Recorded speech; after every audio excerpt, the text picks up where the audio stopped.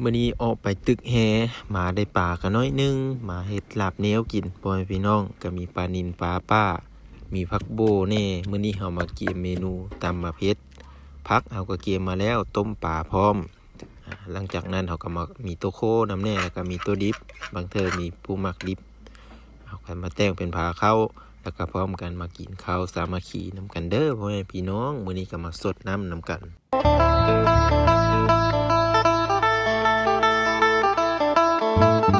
ฝากติดตามบางด้วยนะครับขอบใจหลาย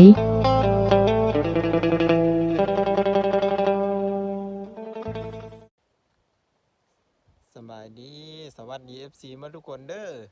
มื้อนี้ก็ลมพัดแหงนะพ่อแม่พี่น้องตอนเฮาตึกแฮเฮาไม่ได้เฮาเบิ่งเนาะซากแบตเฮาก็เต็มก็เลยว่าไม่ได้ถ่ายให้เบิ่งพ่อแม่พี่น้องมื้อนี้มาโกนน้องมื้อนี้โกนเอาปลาแต่ปลาก็ยังเลอะอยู่ได้เพราะว่าปลาข้อมันถือมองแล้วมันแล่นอ้อเอาจับมันมีอยู่หั่นนะมันโดดปึ๊ดปัดโอ้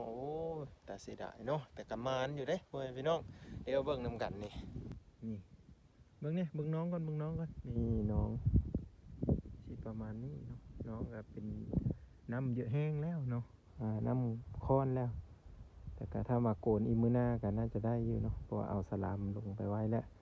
นี่ตัวนี้เฮาสีเฮาเบิ่งกะมานกะเพื่ออยู่นะไว้พี่น้องนะนี่คลองก็สิประมาณซำนี้เด้อนี่ก็สิมีปลาคอ2-3ตัวหากินเฮาพอเท่าก่อนพอเท่าก็กินซีนกินไข่ก็กินไม่ได้แหละผู้เฒ่าเนาะก็อาศัยปูปลาหนาน้ำแถวห้วยแถวห้องห้วยน้องของบึงนี่แหละพอได้เพิ่นปิ้งแล้วเพิ่นแกงกินเนาะสิประมาณนี้พอให้พี่น้องก็ได้เนาะปลานี่ก็มื้อนี้ถือว่ามานสุดเฮ็ดเรื่องคือว่าแนวนั้นเพราะว่าเฮาได้ตัวเต็มคลองจนฮอดหงาคลองเลยเนาะพอดีจุกับงาคลองเลยพ่อแม่พี่น้องได้ปลาตัวเยอะได้ปลานิ่นปลาข้อได้ตัวนี้เนาะมื้อหน้าเฮาสิมาแต่ก็มื้อนี้ก็ไปเบิ่งนำกันว่าเฮาสิเฮ็ดกินแนวเลยแน่ปลาตัวนี้เนาะไปมื้อพ่อแม่พี่น้องตอนนี้ก็เป็นเวลา 5 โมงแล้วเด้5 โมง 6 โมงแล้วครับแล้วเนาะก็อากาศก็เย็นลมก็แห้งแน่ลมแห้งลมพัดบ่อยๆเลยตอนนี้เอาโซนมาหาเก็บผักดูก็เย็นแห่งนี้เพื่อนพี่น้อง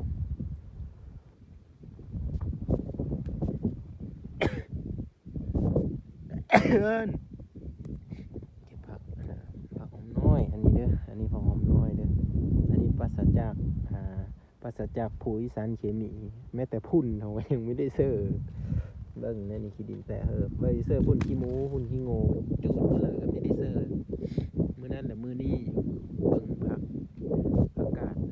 มุ่นเมิดไก่มาเห็ดเนาะเห็นบ่นี่ไก่มันตอดกินไก่เข้ามาตอดกินมุ่นเมิดแต่ผักบงเขากำลังงามผักบงกับปอดสารพิษเด้อมีเฮออีแม่เสิร์ฟปุ๋ยได้ตอนนี้ครับอันนี้ก็คือการเราไม่ได้เสิร์ฟปุ๋ยนี่ปุ๋ยขี้หมูเดี๋ยวมันขึ้นจังน้อยเขาก็สิเอาอันนั้นไม้มาเคแล้วเธอหนึ่งแล้วก็เสิร์ฟพุ่นแล้วเธอหนึ่งอีเสิร์ฟทอเสิร์ฟสองถ้ามันแตกขึ้นไว้ย่ามันแก่มันเริ่มแก่นะมาเพชรก็งามมาเล่นกะโอ้หลายเนาะมาเอาไปกินน้ำแน่มาเล่นนี่นะทุกคนมาเล่นเอากันหายรกนะรกหลายพี่ไอ้แม่เก็บหายกันมื้ออื่นมากมันก็เก็บไปกินแน่เป็นดอกนี่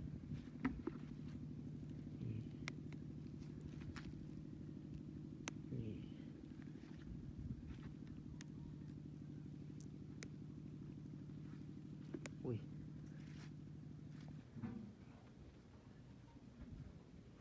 มาเพชรมันตำเลยวะ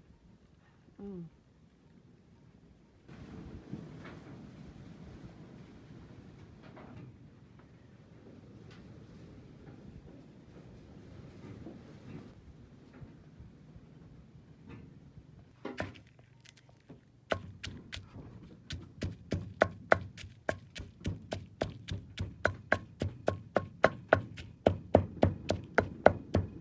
ได้บอก มันได้เก็บมาคืน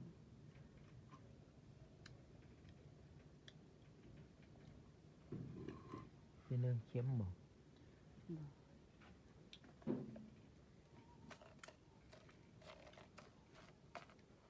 มันคือไม่อย่างนั้นเนาะ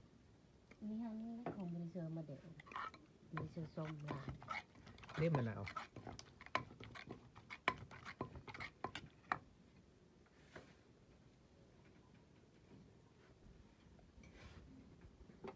ต้ม มันก็ข้อมันคิดนั่น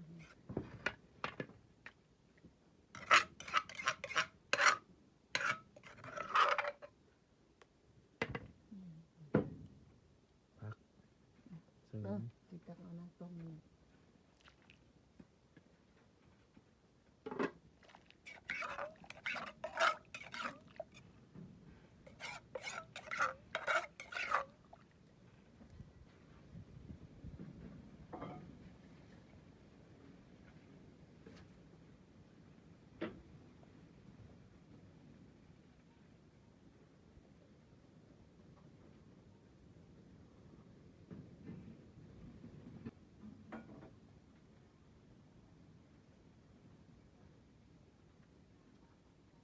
พูดนี่ก็บอกพูดนะคะ หลักการกันมาโทรให้ลาบปลาดิบเขาติดมือขุยมันก็คัก ซึ่งมันเผ็ด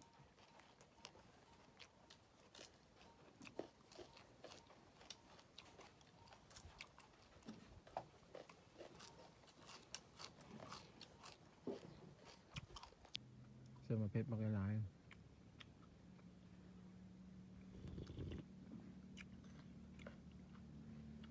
ปลานินมันตื้ออันตื้อแฮ่มันไม่ได้ติอย่างนะ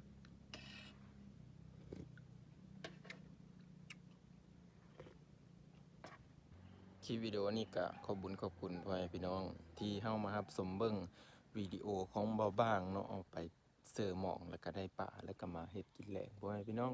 คลิปวิดีโอหน้าเอาพ่อกันเมื่อเนาะคลิปนี้ก็ขอบเจอหลายๆสบายดีบ๊ายบาย